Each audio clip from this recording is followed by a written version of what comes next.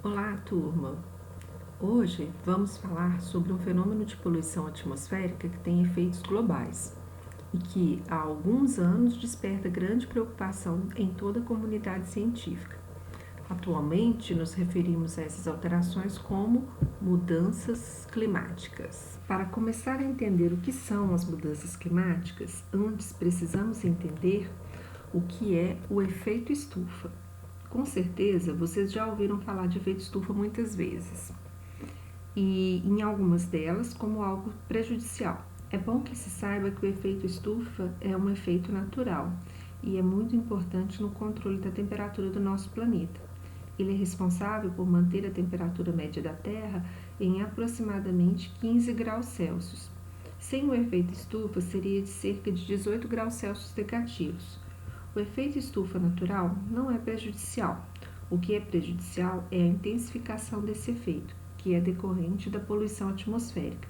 E essa intensificação causa a elevação da temperatura média do planeta, levando a consequências variadas que afetam todo o globo terrestre. Para explicar o efeito estufa, eu quero começar com uma analogia, relacionando com uma estufa mesmo, dessas que se usa para cultivo de vegetais.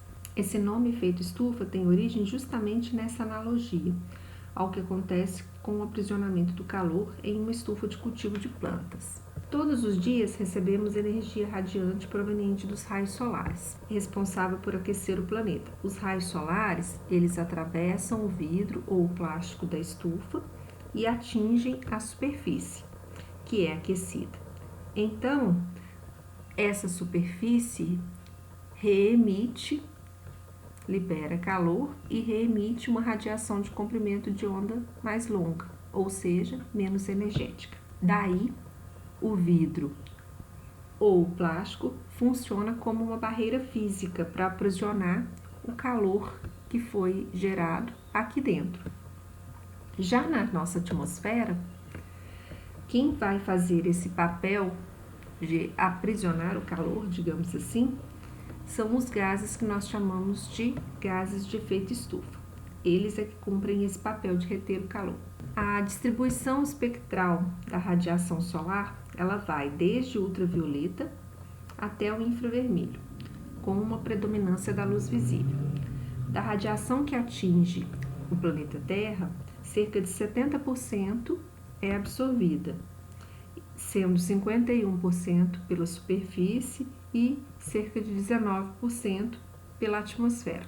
A fração da energia solar absorvida na superfície, ela aquece o planeta e provoca reações químicas e transformações físicas.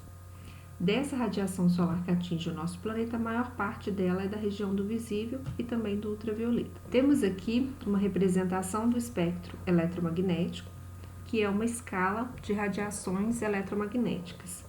Nela são representados os 7 tipos de radiação, que são as ondas de rádio, micro-ondas, infravermelho, luz visível, raios ultravioleta, raios X e raios gama. O espectro eletromagnético é um intervalo completo de todas as possíveis frequências de radiação eletromagnética, estendendo-se das ondas de baixa frequência, que são as de maior comprimento de onda, até as de alta frequência, que são as de menor comprimento de onda, e as mais energéticas. Como mencionado há pouco, a radiação solar compreende a radiação da região ultravioleta, visível e infravermelho. A radiação do ultravioleta, ela vai cerca de 100 a 400 nanômetros, a luz visível de 400 a 700 nanômetros e a radiação infravermelho vai de 700 nanômetros até cerca de 50.000 nanômetros. Aproveito para lembrar que as radiações que têm comprimento de onda da região visível para cima são do tipo não ionizante. Hoje nós vamos dar mais ênfase na radiação da região do infravermelho. A superfície terrestre absorve então cerca de 51% da radiação solar que chega ao planeta, principalmente então radiação do tipo ultravioleta visível. Quando isso acontece, ocorre a excitação eletrônica das moléculas desse material que absorve a radiação e a conversão dessa energia, que será reemitida depois na forma de calor e também de radiação menos energética, ou seja, de maior comprimento de onda, que nesse caso se refere à radiação infravermelho. Então, como representado nesse desenho, da radiação solar vem radiação do tipo ultravioleta e visível, principalmente, que são absorvidas pela superfície e depois são remitidas na forma de calor e de radiação menos energética. Então, chegam radiações de comprimento de onda mais curto e reemite-se radiação de comprimento de onda mais longo. Então, aqui o plástico ou o vidro aprisionam calor e aqui quem vai fazer esse papel são alguns gases presentes na nossa atmosfera, que chamamos de gases de efeito estufa, representados aqui pelas iniciais GE. O planeta irradia para o espaço uma quantidade de energia igual à que absorve do Sol. Essa irradiação, então, ela vai ocorrer na forma de radiação eletromagnética na faixa do infravermelho, principalmente entre 4 micrômetros e 100 micrômetros. É uma radiação de comprimento mais longo. A Terra funciona, portanto, como um irradiador de infravermelho. Se não houvesse a presença dos gases de efeito estufa, toda essa radiação seria emitida diretamente para o espaço e nossa temperatura média seria muito mais baixa. Teríamos, então, uma perda significativa de calor. Alguns gases presentes na atmosfera, sejam como componentes naturais ou devido a emissões antrópicas, devido à sua natureza química, absorvem uma fração significativa da radiação infravermelha que é emitida pela superfície terrestre. Chamamos esses gases de efeito estufa. Eles vão absorver a radiação e depois também a reemitem em qualquer direção. Eles absorvem a radiação temporariamente, ela vai causar vibrações moleculares e depois reemitem essa radiação, que pode voltar em direção à superfície terrestre ou seguir em direção ao espaço. Essa interação com a radiação infravermelho, ela é de natureza muito diferente do que já abordamos quando da absorção da radiação ultravioleta nas reações fotoquímicas. A radiação ultravioleta é mais energética e ionizante e pode promover quebra de ligações. Já a radiação infravermelho, ela é menos energética, ela atua causando vibrações moleculares. Quando as moléculas de gases de efeito estufa absorvem a radiação infravermelho, ocorre a excitação eletrônica e depois, no processo de decaimento dos elétrons excitados, essas espécies aumentam seus movimentos de vibração, rotação e translação. Esse aumento de energia cinética média das moléculas por meio da translação levará a um aumento da temperatura no sistema e consequente liberação de calor, devendo ocorrer também emissão de radiação infravermelha quando retornar ao seu estado fundamental, que pode seguir dois caminhos diferentes: atravessar a atmosfera e escapar para o espaço, ou ser absorvida por outros gases presentes na atmosfera. Então, como funciona esse processo de absorção da radiação infravermelha? Quando uma molécula de gás de efeito estufa recebe radiação visível ou ultravioleta, ela absorve uma quantidade de energia necessária para excitar os seus elétrons de um nível fundamental de menor energia a um nível excitado, um nível de maior energia. Nessa imagem, podemos ver uma representação para esse processo. À esquerda, tem-se o elétron no seu nível fundamental, que ao absorver certa quantidade de energia, passa para um nível de energia mais elevado, um nível mais energético. Uma vez excitado, o elétron não fica no nível de maior energia indefinidamente e decai para o seu estado fundamental novamente, que é o estado mais estável. Como essa energia do elétron excitado ela é dissipada nesse decaimento? Há 3 rotas possíveis, diferentes, para retornar ao seu estado fundamental. A primeira é quando ele pode cair diretamente em uma única etapa. Nesse caso, vai haver a emissão de fótons de luz. Esse fenômeno é chamado de fluorescência. A segunda possibilidade é o elétron decair para níveis intermediários até voltar ao seu estado fundamental. Nesse caso, também há emissão de fótons. de energias menores. Esse fenômeno ele é chamado de fosforescência.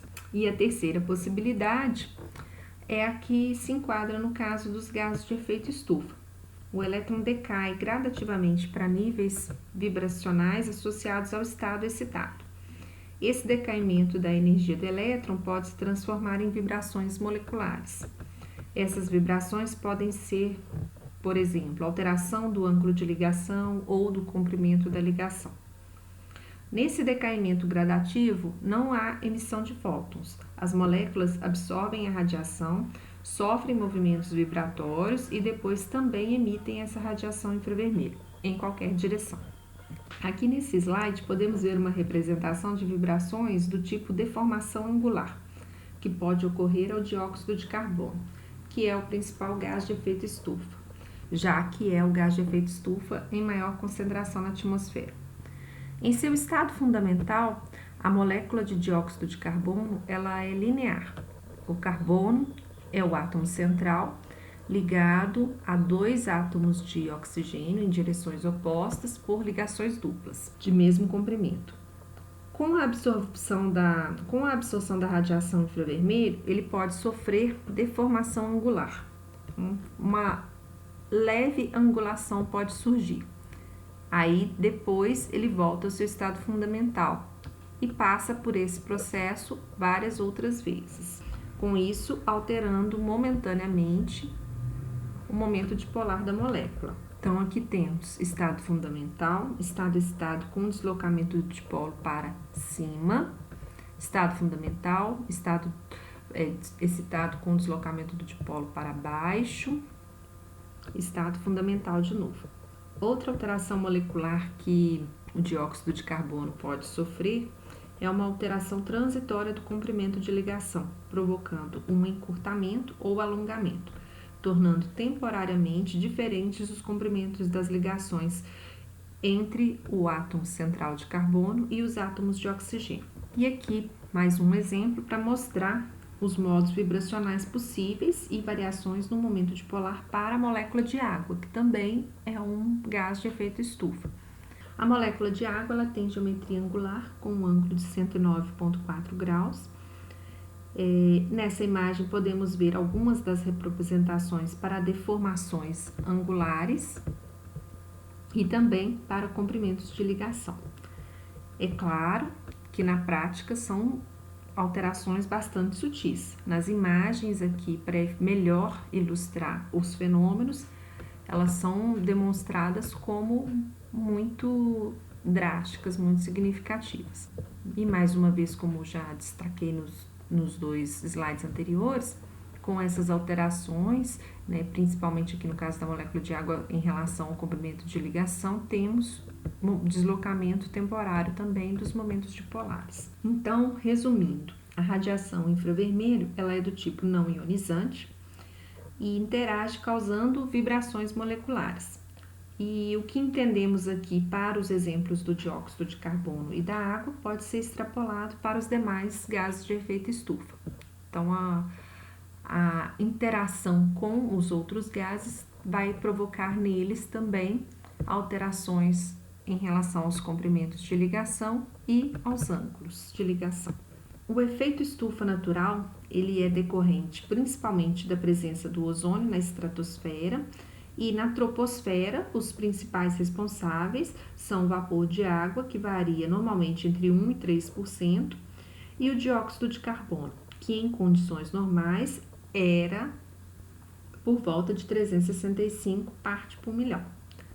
Atualmente, é um pouco maior essa concentração do dióxido de carbono. Ela vem aumentando de forma bem considerável desde a Revolução Industrial. Esse efeito natural é responsável por manter uma temperatura média do planeta por volta de 15 graus Celsius. Outros gases que são capazes de absorver a radiação infravermelho são também o metano, o óxido nitroso, o ozônio aqui na troposfera também, sendo que aqui na troposfera ele é um poluente. Gases como os clorofluorcarbonetos e os halons, que, apesar de já terem sido proibidos, eles são potentes gases de efeito estufa e ainda há algum remanescente na atmosfera. Os hidroclorofluorcarbonetos, que também já não são mais tão utilizados, da mesma forma são potentes gases de efeito estufa. Os hidrofluorcarbonetos, os perfluorcarbonetos, também são gases de efeito estufa que vieram para substituir os CFCs e os álons. Então, eles não são depletores de ozônio, mas ainda são potentes gases de efeito estufa. E o hexafluoreto de enxofre. Vale destacar que o ozônio, da camada de ozônio, ele ajuda nesse processo de acúmulo de calor por efeito natural. Mas o ozônio troposférico intensifica o efeito estufa, atuando de forma prejudicial, além de ser também nocivo para a saúde. Devido ao aumento das emissões desses gases de efeito estufa, principalmente por ações antrópicas, há um aumento da concentração dos gases de efeito estufa na troposfera. Daí se observa uma intensificação da retenção da radiação infravermelha e aumento do acúmulo de calor, o que contribui para aumentar a temperatura média do planeta, gerando diversas consequências prejudiciais em todo o planeta. A intensificação do efeito estufa foi primeiramente batizada de aquecimento global, visto a elevação da temperatura média do planeta. No entanto, diferentes partes do planeta sofrem consequências variadas. Daí, atualmente, se recomenda que se refira a esse fenômeno como mudanças climáticas. Pelos registros de temperatura e concentrações de gases na atmosfera ao longo de milhares de anos, percebe-se que a temperatura média do planeta ela está diretamente relacionada com as concentrações de CO2 na atmosfera.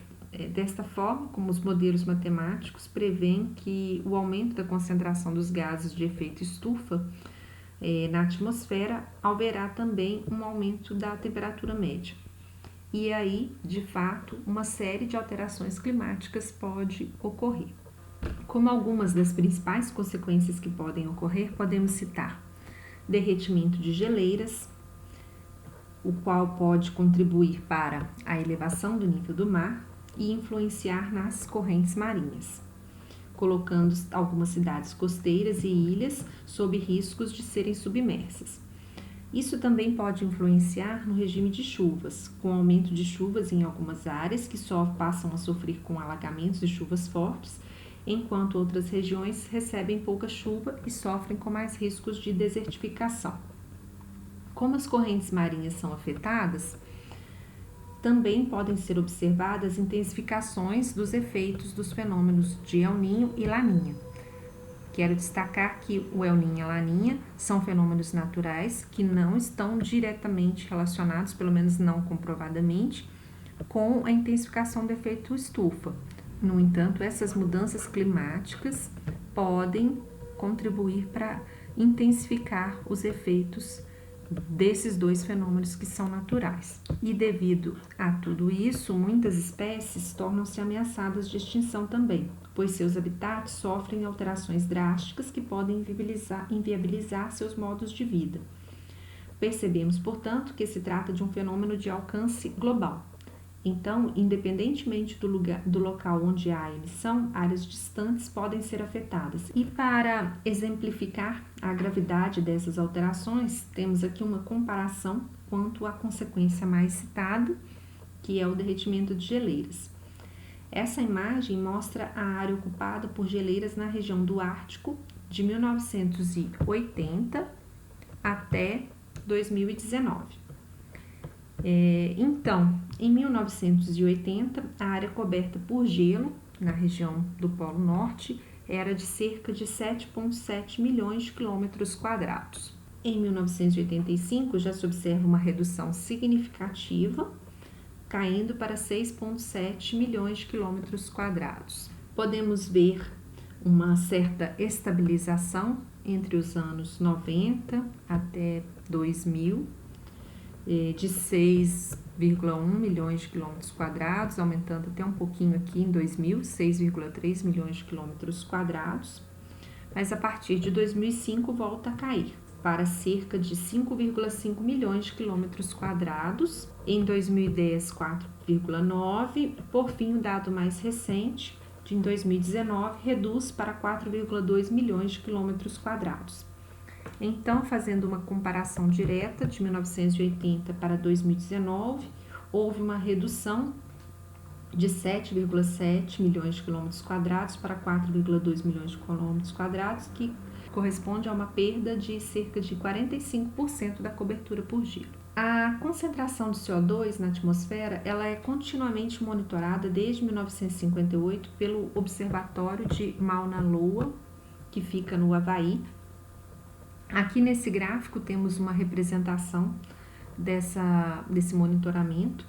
Então, no eixo X nós temos os anos, no eixo Y as concentrações de dióxido de carbono, em parte por milhão. Podemos ver que a concentração de CO2 ela está em contínuo aumento desde então e já ultrapassou 400 partes por milhão, 400 ppm. Neste outro gráfico, vemos a variação da concentração de CO2 nos últimos 700 mil anos. Então, no eixo X está representado o tempo decrescente, então diminuindo aqui, voltando no tempo, 700 mil anos atrás. E no eixo Y, embora tenha cortado aqui, está a concentração também em partes por milhão. Podemos ver momentos de aumento da concentração de CO2, de quedas ao longo aí desses 700 mil anos. Esses momentos mais baixos aqui correspondem a chamadas eras do gelo. Os cientistas relacionam essas concentrações de dióxido de carbono com a temperatura média e podem ver que há uma relação direta entre estes dois parâmetros. Nesse gráfico só tem aqui a demonstração da concentração do dióxido de carbono, mas no documentário Uma Verdade Inconveniente, que eu recomendo que vocês tentem assistir, tem a comparação dos dois parâmetros e há quase uma sobreposição entre eles, indicando que a temperatura está diretamente correlacionada com a concentração de dióxido de carbono na atmosfera. Podemos ver que nesse momento mais recente aqui da nossa história, só há aumento da concentração do dióxido de carbono. Desde a Revolução Industrial, só vem crescendo. A concentração era por volta de 360 ppm e hoje já atinge pelo menos 406 ppm, ou seja, um incremento de mais de 10%.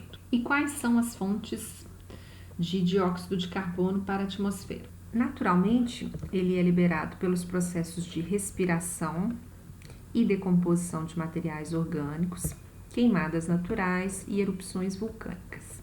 No entanto, as emissões mais significativas vêm de forma antropogênica, principalmente da queima de combustíveis fósseis, tanto por indústrias quanto por veículos, e que liberam muito mais CO2 do que todas as demais fontes naturais.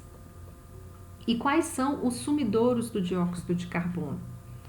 As saídas de dióxido de carbono da atmosfera são pelo processo de fotossíntese, a fixação desse carbono através da fotossíntese, e a dissolução dele em água, no qual ele pode ser fixado, vai ser introduzido na cadeia alimentar, pode haver fixação dele na forma de carbonato, e também em regiões mais profundas a sedimentação desse material orgânico, dessa biomassa, o qual foi responsável aí durante milhões de anos para a conversão desse material orgânico aos nossos combustíveis fósseis e que agora estão sendo queimados muito rapidamente e lançando dióxido de carbono e outros poluentes na nossa atmosfera em um espaço de tempo muito menor. Mais uma vez, nos deparamos com a conclusão de que também este fenômeno de poluição atmosférica está fortemente associado com a matriz energética. Podemos elencar como as principais origens de dióxido de carbono para a atmosfera a partir de fontes naturais, os processos de respiração, decomposição de plantas, queimadas naturais. Já de fontes antrópicas, que são as mais impactantes, deve-se destacar primeiramente a queima de combustíveis fósseis, que é uma das principais, mas também outros fatores antrópicos são bem significativos, como o desmatamento, pois além de reduzir a captura de dióxido de carbono através da fotossíntese, aumenta a emissão desse gás a partir do solo. Podemos citar também os processos de queima de biomassa em geral e a fabricação de cimento. A fabricação de cimento é um ramo de atividade com elevado potencial de emissão de dióxido de carbono, sendo responsável por cerca de 5% do total mundial anual emitido. E, diante de tudo isso, quais seriam as estratégias para reduzir essas emissões ou aumentar a remoção do dióxido de carbono da atmosfera?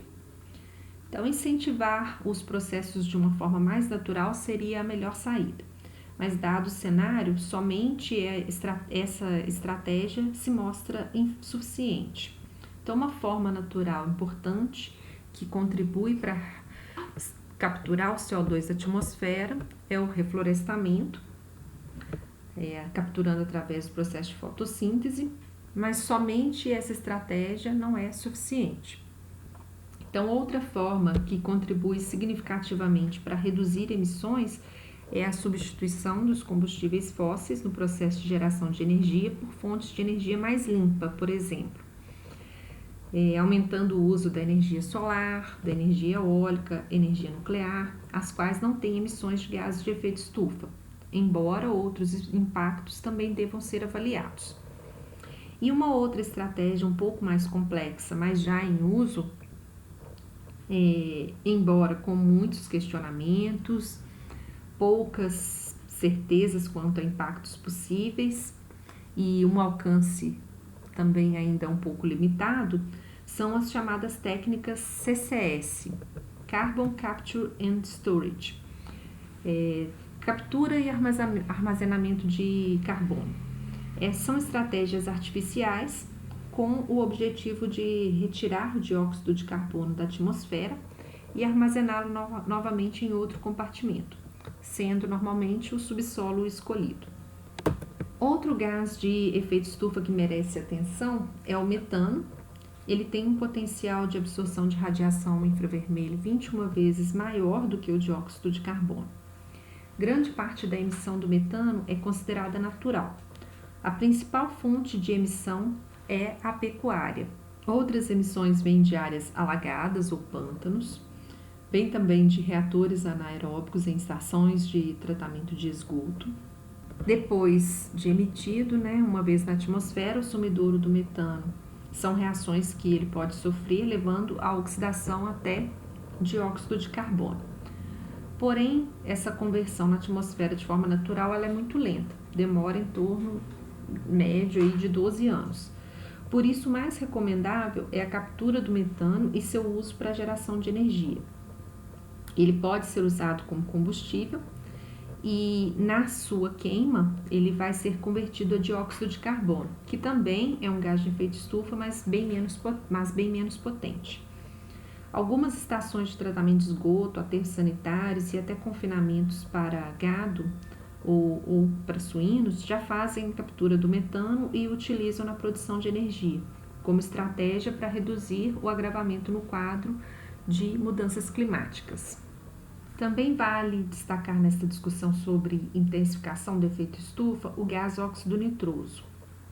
Ele é um gás de efeito estufa muito importante porque tem um potencial estufa cerca de 206 vezes mais efetivo do que o dióxido de carbono. Uma parcela significativa das emissões deste gás também é proveniente de fontes naturais, liberado em processos anaeróbicos, que podem ser de reatores anaeróbicos e também de áreas alagadas. Outra fonte que deve ser considerada é o processo de desnitrificação nos solos. Com o uso intensivo de fertilizantes nitrogenados na agricultura, há aumento da oferta de nitrogênio nos solos e nos processos naturais realizados por bactérias desnitrificantes, aumenta também a emissão de óxido nitroso, Embora o principal gás liberado na desnitrificação seja o gás nitrogênio, o N2, e que é inerte, uma parcela pequena de óxido nitroso é emitida, a depender das condições edáficas. O óxido nitroso, ele é um gás preocupante em questões atmosféricas, pois ele não tem sumidouro na troposfera, ele é um gás estável, ele tem um alto potencial estufa e, além disso, ele é um gás depletor de ozônio. Então, ele vai alcançar altitudes mais elevadas e o seu sumidouro é na estratosfera, onde radiações menores que 300 nanômetros, ou seja, ultravioleta, podem quebrar suas ligações e ativá-lo para reagir com o ozônio estratosférico. Para efeitos de facilitar a comparação entre os diferentes gases de efeito estufa, padronizou-se que o dióxido de carbono apresenta um potencial estufa igual a 1. Ele é usado como referência por ser o principal gás estufa na atmosfera. E compara-se os demais gases de efeito estufa em relação ao dióxido de carbono. Então, nesse slide, podemos ver essa comparação com todos os gases de efeito estufa. Então, metano, 21 vezes mais potente, o óxido nitroso, 206 vezes mais efetivo do que o dióxido de carbono. Os hidrofluorcarbonetos, devido às suas diferentes cadeias, então eles vão ter potenciais variados, podem variar aí de 140 a 11.700 vezes o potencial do dióxido de carbono.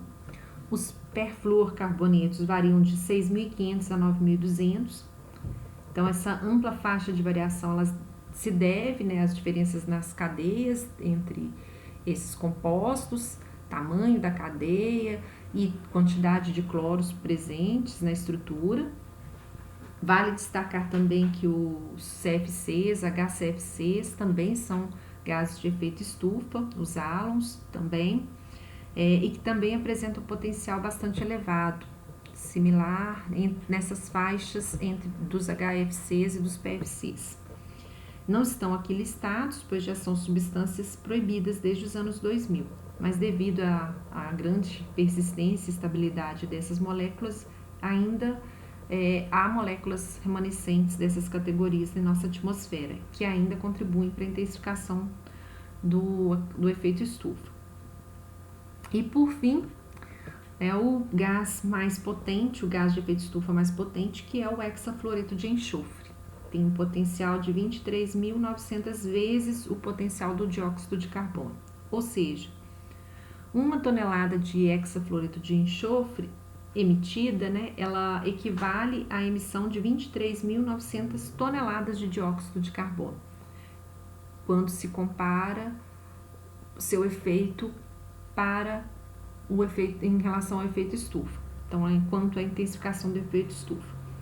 O hexafluoreto de enxofre, ele é um gás sintético, utilizado principalmente pela indústria elétrica como um meio isolante e extintor de arco elétrico, tanto em disjuntores como em subestação blindada. É uma molécula composta por um átomo de enxofre rodeado por 6 átomos de flúor, portanto, grande eletronegatividade, que é a razão pela qual extingue os arcos elétricos.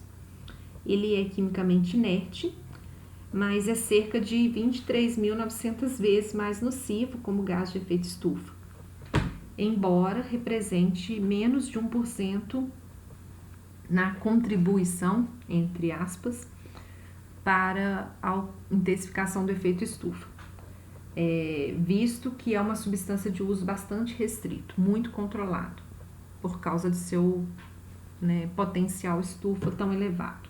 Podemos perceber que o crescimento populacional, o crescimento da frota de veículos e o aumento da industrialização vem contribuindo para o aumento das emissões do dióxido de carbono e, consequentemente, para o aumento da temperatura média global. Então, aqui, para comparar isso, então, em 1940, a população mundial era de aproximadamente 2,3 bilhões de pessoas, uma frota de veículos de cerca de 27 milhões de carros, com uma emissão de aproximadamente 1,3 bilhões de toneladas de dióxido de carbono e uma temperatura média global de 14,10 graus Celsius.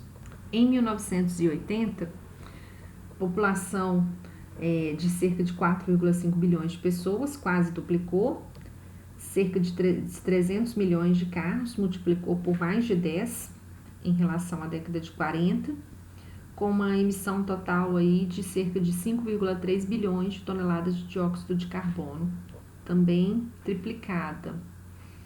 Temperatura média global de aproximadamente 14,18 graus Celsius, um incremento de 0,08 graus Celsius em 40 anos. E em relação aos anos 2000, população de cerca de 6,5 bilhões de pessoas, triplicou em relação à década de 40, 725 milhões de carros, quase 30 vezes maior do que a frota da década de 40, 7,3 bilhões de toneladas de dióxido de carbono, quase 6 vezes maior do que a emissão da década de 40, temperatura média global de 14,63 graus, ou seja, em relação à década de 80, em 20 anos, um incremento de 0,45 graus. E em relação à década de 40, em 60 anos, um incremento de 0,53 graus. Então, podemos perceber que em 60 anos houve um aumento aqui de mais de meio grau. Continuando assim, podemos atingir aumentos significativos que podem causar alterações bem drásticas aí em todo o globo terrestre. Para melhor entender isso, né, temos aqui esse gráfico que mostra projeções futuras. Então, muito já vem sendo discutido para que se adote estratégias que levem à redução das emissões de gases de efeito estufa. Algumas que podemos citar mais conhecidas, como o mercado de carbono, os projetos do Mecanismo de Desenvolvimento Limpo e as técnicas CCS. Esse gráfico, ele compara 3 cenários possíveis. Em rosa, temos aqui a representação do que pode ocorrer em relação ao aumento da temperatura média global com o passar dos anos. Aqui, então, no eixo X, representando até o ano de 2100, qual que é a previsão quanto a aumento de temperatura. Então, em rosa, se não houver adoção massiva de medidas mitigadoras que controlem e reduzam as emissões dos gases de efeito estufa, isto levará a um aumento da temperatura média global entre 4 e 5 graus Celsius até o ano de 2100. Isso da temperatura média global.